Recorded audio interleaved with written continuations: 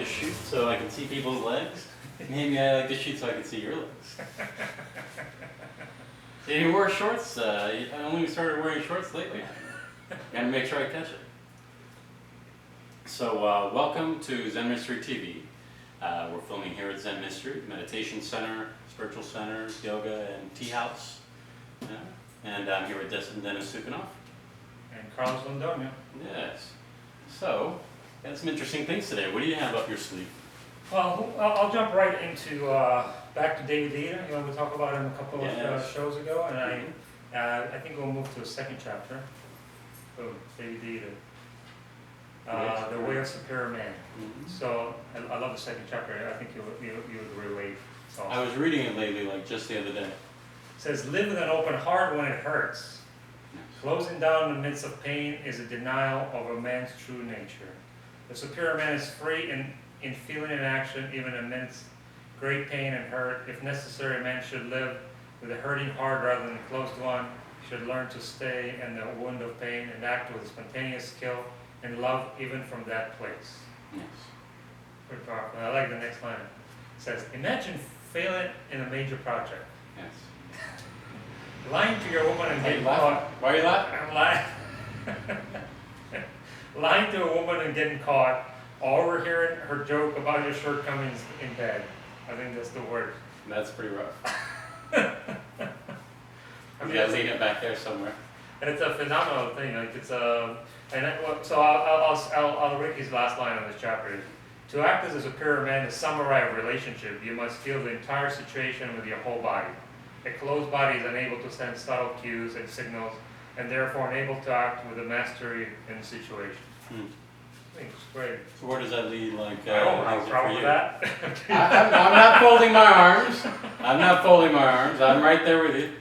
I think it's great. I mean, it's. I mean, every line is a gem. I don't know if you had any comments. No, I sympathized. I mean, it definitely. I mean, I've read the book many years ago, but a lot of that comes back again, you know, because I put myself last few years through a pretty serious, intense mission of making, you know, directing and writing my first film, and there was definitely a sense that I definitely, as much as I tried not to, I had a certain expectation for the amount of work that I put in, that it would, you know, be a success at film festivals. And you know, although it did great at fundraising and did raise awareness, which was my main heartfelt feel, there was that little needling expectation of getting into film festivals and winning Cannes and at least getting into Sundance or somewhere, or a film festival. Fort Lauderdale Film Festival, no? I didn't submit to Fort Lauderdale Film Festival because it wasn't an Oscar contending film festival. Which is, of course, in retrospect, is hilarious. I wonder if they checked terrible. It's ridiculous because we premiered at Cinema Paradiso, which is their main art house theater, and it was just, in retrospect, I think it was a mistake, but it was just a mistake that I realize now I needed to make. And so going back to that, is how did you feel closure? Oh, absolutely. I mean, I actually went and tried to, you know, figured, you know, well, I guess the creative thing isn't for me. I went and I started working with a friend who was doing door-to-door sales. And I think you could say that was a bit of a door-to-door encyclopedia salesman? Something like that. It was dealing with hospitals and this sort of thing. So it had a certain bit of prestige door-to-door sales, but the top of the line doors. Oh yes. But that was rough. Okay. It took me just a little. I was pretty stubborn. I am pretty stubborn by nature when I get something in my head, so it did take me more than a few weeks to realize it was going to kill me. So what do you got to share today? Well, one of the first things that I have to share is that really great article in New Scientist, and the article was written by a young lady who, I'll bring up her name. I'm trying to be better about, you know, saying the names. It's Marie Brown. She wrote a small article about a startup by the company, tech company Sensum, out of Belfast, UK. And it's a little company, a little startup called Mew. And what it is, it's very interesting. What they did is that they're using new research that that's been done with biosensors, and what they're doing is that they're actually trying to create music algorithms that create music based on your own heart rate and your own different all kinds of sensory equipment that measures your mindset, heart rate, metabolic rate, and all kinds of things. And it's kind of intriguing. Their idea is to try and make it that so the music and the program, even the visuals that come along with it, for either phones, they're starting with computers, they want to move into phones, that in some way it actually is a heightened sense of a biometric way of becoming more aware of yourself and becoming more aware of what your mental state is. And I thought that was pretty intriguing. When you're about to check out. Pretty much, or at least like ZZ stop playing. Oh no. Or depending on what you want to get into, maybe you're like maybe ZZ you're Top, revving yourself up. boom, classical music going. Oh no. Yeah. So when you hear the Angels, I can't you feel know, my arm. things are good. Hopefully things are good. So I thought it was pretty remarkable. You know, all kinds of like finally using technology for something good, huh? Yeah. Instead of building nuclear weapons or something. Yeah, that's a little better. I think I would say they're moving into an interesting direction. But what did you have for maybe another topic so far? Anything else in mind for you? So what I wanted to discuss is, you know, since I've been lazy this week, so I decided to go easy topics, right? Well, we know that for the last few years I've been bringing my awareness on food, right? Yes. You know, for 10 years before that, spirituality, and then the last few years I was like, since my mother got sick with cancer, passed away, I kind of started looking into it, kind of brought my attention to be healthier. At the time I was almost 300 pounds. Started looking into it. I didn't really think I was heavy, but I guess after I started losing weight, I was like, okay. So eventually, after becoming vegetarian, vegan, slowly, I started dabbling into raw food. And, you know, it's a movement, diet itself is very powerful. It's more powerful. It could be most powerful diet. Or it could be a disaster. So, but we'll put that aside for our next topic. But what I was going to say... Well, that's pretty intriguing. I mean, it could be a disaster or... But I don't want to talk about it. But you want to go into some other where I want to go is I dig out... He's going to make us come back again next episode. For the next episode. Well, I guess I'm going to have to be here. I'm going to try. You're welcome to show up. Thanks. So I brought a book out. So this is the first book I ever read that kind of turned me into raw food. It's called 12 Steps to Raw Food, How to End Your Dependency on Cooked Food. You know, and I don't remember exactly. What's that? Say it again. How to end your dependency on cooked food. So I can't remember exactly what it says, but I'll just ramble what I can. Well, show the book. There's the book. We're here having Lena, the wife, is saying to show the book. Yeah, But show the book. So 12 steps to a 4. So what brings attention is that dependency on cooked food. So talking about the whole idea of comfort food and spirituality and meditative practices. And you can be alert and crave comfort food.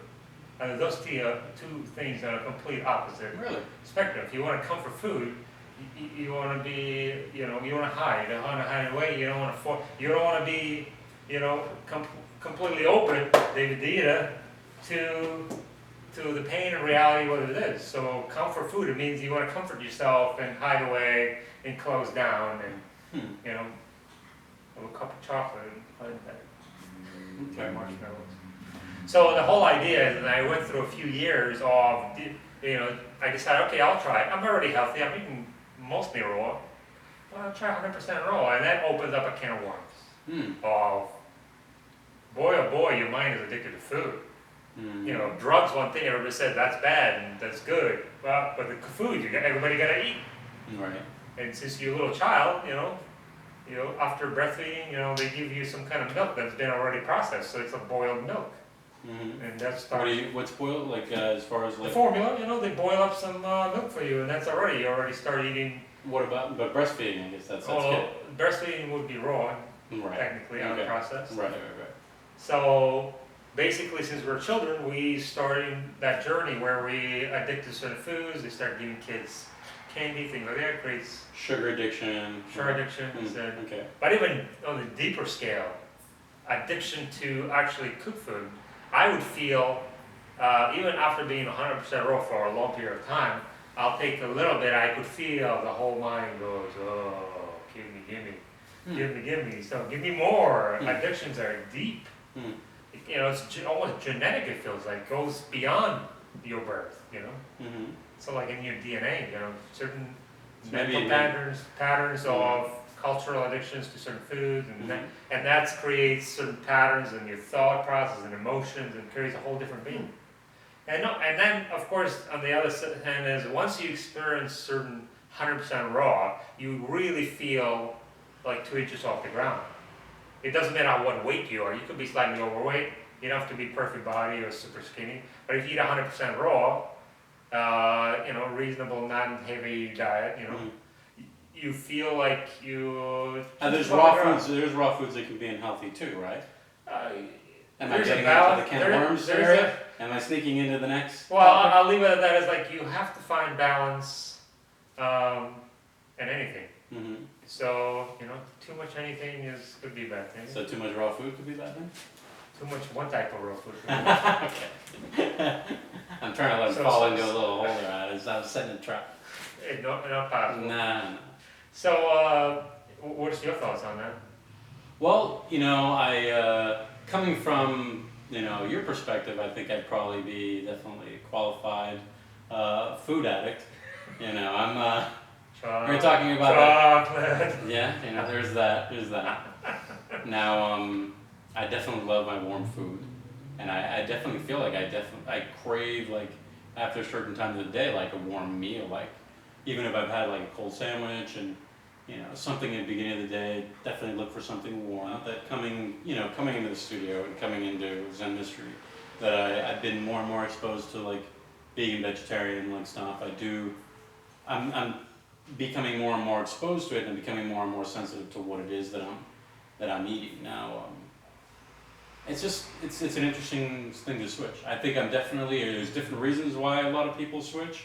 I think I definitely feel like it's more of some kind of more of a moral kind of way, like trying to relieve, you know, trying to reduce my impact on, you know, suffering of surroundings, maybe something like that. I mean, if you talk about meditation and healthy foods, I think there's a direct correlation. I know a lot of teachers and masters talk about, you know, if you're a meditator, I think it's Osho who was talking about, if you're a meditator, and at some point you realize you don't want that certain vibrations, certain frequencies to affect you, because it's your, you know, you are what you eat in some way or the other.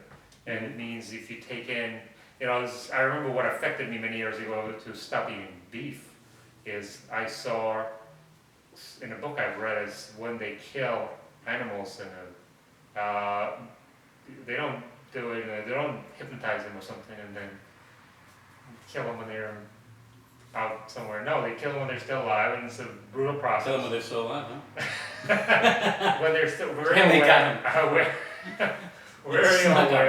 very aware. So the suffering is immense. Suffering immense, and all these hormones and all this stuff. So they are very scared, and all these hormones, and boom, zaps into meat, and then we eat it. Right. And there's studies been done that yes, it's there in some way or the other. So there should be like ninja, you know, animal farms, or like they hire ninjas to take out the animals. Let's you know, they're looking up at the clouds. I'm not going to go into the health aspect of it, where Sure. you know, acid alkaline, you know, doesn't matter. I talk about the China study. I mean, there's places that have tried, you know, talked about debunking the China study too. But even so, it seems like on the level of studies in general, you know, it's been widely known that red meat and all of that is really just, it's not good for you. Yeah, maybe the angle the China study took could be debunked here and there, Yeah.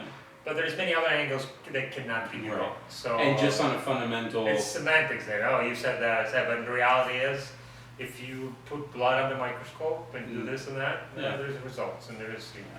But I think we want to talk about the spiritual meditative aspect of it. Yeah. It's definitely, you know, millions of meditators will confirm that it definitely affects, and definitely something, you know, beyond moral, or ethical Just or on an health. energy, just on an energy level. Strictly on the meditative, trying to get deeper Yeah. and relax and stress. It definitely there is a correlation. There's On that note, I was also moving into the kind of the other aspect of what I was talking about with regards to new science and the way we live today.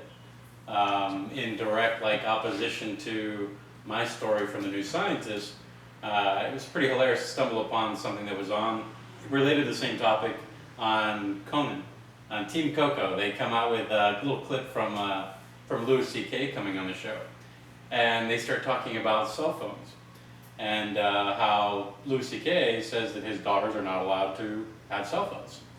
And it's like kind of remarkable, or at least he keeps them from like using cell phones, like I think up to a certain age. I don't know what he's thinking, but Conan was like, how can you keep your children these days from having cell phones? You know, they're, you know, what about the other kids and how they're going to feel? And they are, well, my job is not to make my kids happy. That's not my job. And it's kind of funny. He says, my job is not to make them happy. And it's funny, he can be hilarious and at the same time strike at a very, you know, profound truth that, you know, he said, my job is to raise human beings. I'm supposed to raise them to be decent human beings. He said, all these days everybody's like looking and not connecting with people next to them. And they're just sitting down looking at the screen and disconnecting from the world around them. And he's talking about, you know, bringing them up to be people that are considerate and in the space that they're in.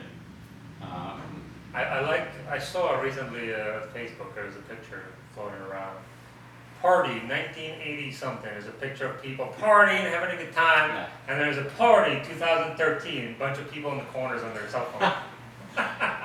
Another one that I saw was like, you know, all the movies and everything about the zombie apocalypse. And he says, actually, the real trick is the zombie apocalypse came, and it's here, but nobody realized it. And you have zombies up on top, what we think that zombie apocalypse looks like, and underneath, zombie apocalypse in actuality. And it's a bunch of people on cell phones. Yeah, I think I saw that picture. It's like a bunch of people walking like on New York street. and Looking they're down just at their phones. Look, it's like everybody's looking at their phones. Like 15 people looking at their phone. It doesn't look like a setup. Yeah. It looks like a real shot. And I have to admit, like, I definitely have to make an effort to disconnect, you know, especially with smartphones. You know, I make my notes, I do everything I do a lot on my phone, and my notes for like the show are on my phone. Well, I think I like that, but the overuse of it and disconnection with what people. I realized with any technology is like computer screens, tablets, phones, it rewires your brain, right? And I noticed with myself, right? So that after a while, even I'm working too long, it's like an addiction. You want more and more. It's like your brain now wants more information a certain way. It's almost, your brain gets a little numb. It's almost impossible to drop into meditative space. Interesting. And, you know, things like jumping in the ocean, taking a swim, taking a shower, definitely helps. The water seems to kind of wash it off. But it's, I mean, TV has the same effect, but they say that things like Facebook or whatever social network you're on, and I know a lot of studies that because they do algorithms, they basically encourage your bad habits. Because Facebook creates algorithms. It reminds me of... It tries to give you what you want, what you want to see. So, but if you want keep you for longer, keep you for longer. So if you... So algorithmically, it psychologically is all working on keeping you longer and longer. Happier. They want to give you what you want to see. So if you're... You know, along those trying lines, to see something bad is... You know, the research actually shows that the most viral emotion for news and etc.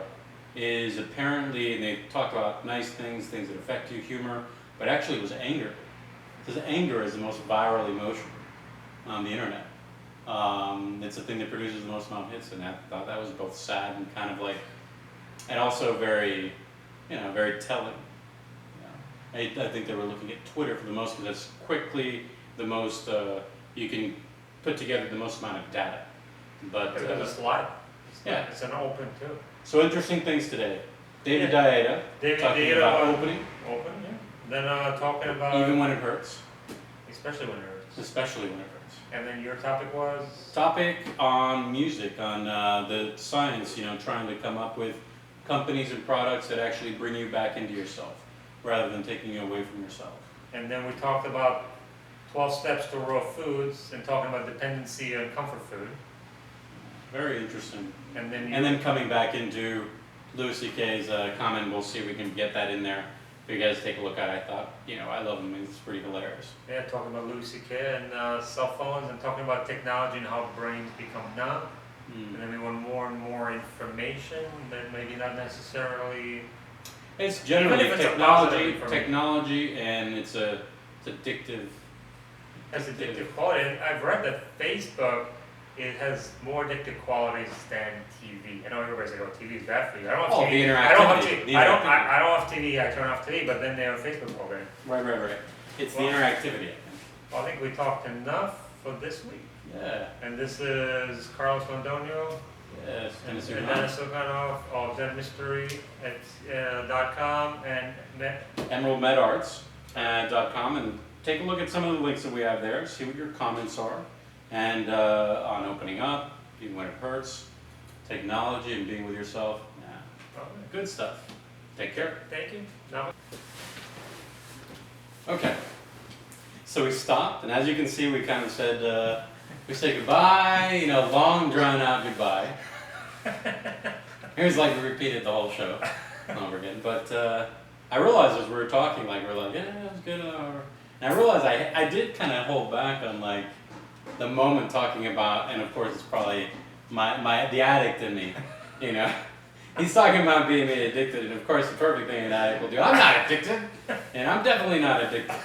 But I mean, I do have, I think, a valid opinion, I hope, with regards on the other side of it. An opinion. Everybody got one. Go Yeah, ahead. I think now I Everybody see got one more than you have a good point of view of saying that it's addiction to comfort and however, but from my standpoint, I mean the danger is I think always that you're going to go ahead and tell people that you're meditating and you've been doing whatever it is that you're doing, but if you're not raw, you're not really doing a good job at doing a meditative practice. Well, I think I misspoke.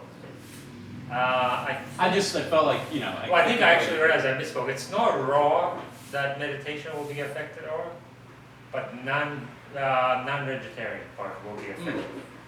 Very effective. You don't have to be raw to experience meditation, because I think the dynamic of meditation, when you want to create a diet, you want to use anything you can to help you meditate. You are what you eat. So basically, food is part of life. So we gotta accept the fact.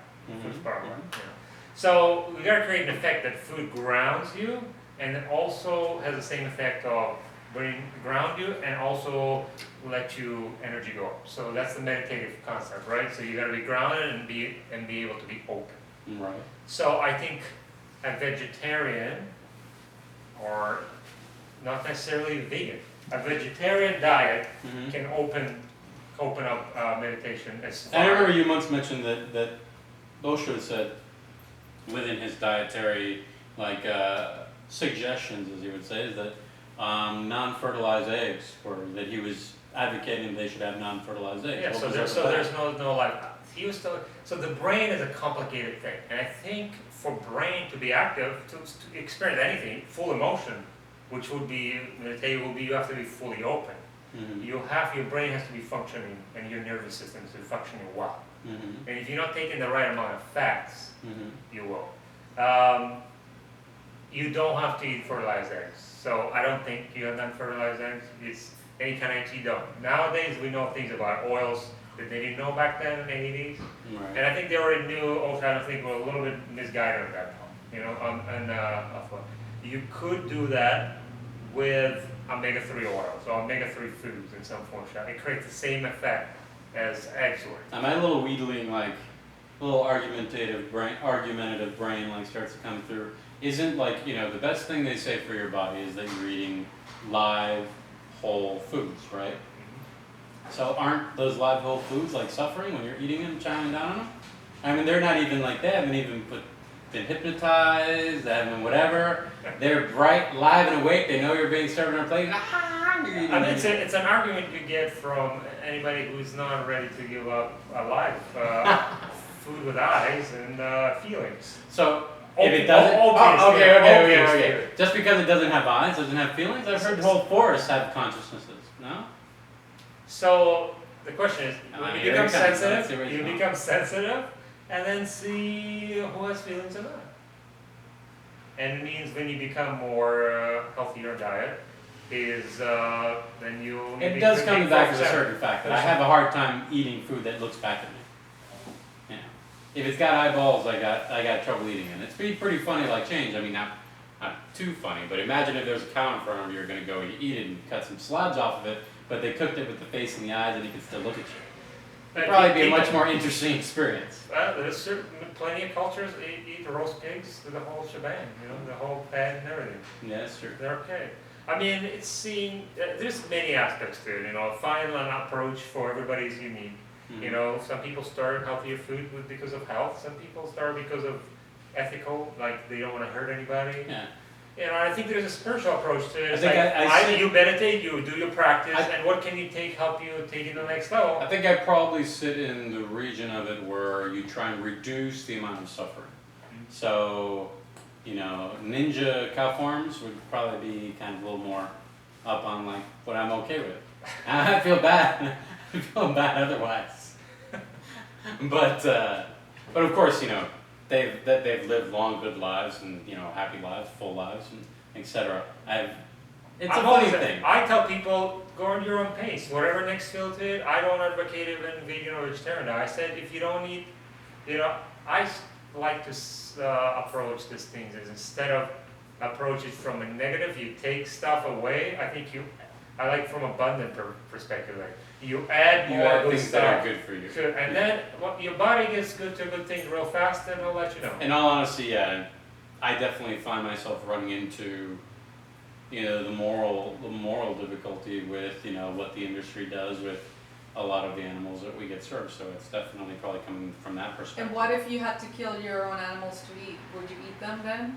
If you had to grow them, fed them every day, and then one day they you had became to. your little buddies. Well, Yeah. I don't know. Would you become friends with your own food and then kill it to eat it? When it had a That's real good a- life, that's a probably question. ninja style, I'd sneak up on it maybe. A lot of people don't know where their food is coming from. That's And- the real big issue. And And we're if- talking if- about the increasing amount of suffering and the increasing lack of hygiene. I think, and even like from the sense of like resources and just a detrimental effect to like animals and themselves. But Yeah, there's a lot of talks about it. interesting little post. But I think it's about everybody has their own way. That's something that I was trying to, you know, I don't know why, I just kind of felt the motive, you know, I'll let him talk and like open out his perspective, I'm not gonna interject, but post interjection. All right. Well, So- that's our little addition to the TV show. Yes, There we go. Good, good. And be healthy and be well, and just do whatever feels right, and a little one step at a time. One foot in Yeah. front of the other. We're just throwing some stuff. It might be a almost little the way you bit. said it, it's like one food in front of the other. Oh, one foot in front of the other. Yeah. Alright, have a great one. Yeah. Try some healthy food and meditate and see how it feels. All right. Absolutely. See, and to compare, you know. Always be. I'm trying to say goodbye, man. I'm Inquisitive. trying to say goodbye. Oh, I think adios we said it. amigos, amigos, amigos. Alright.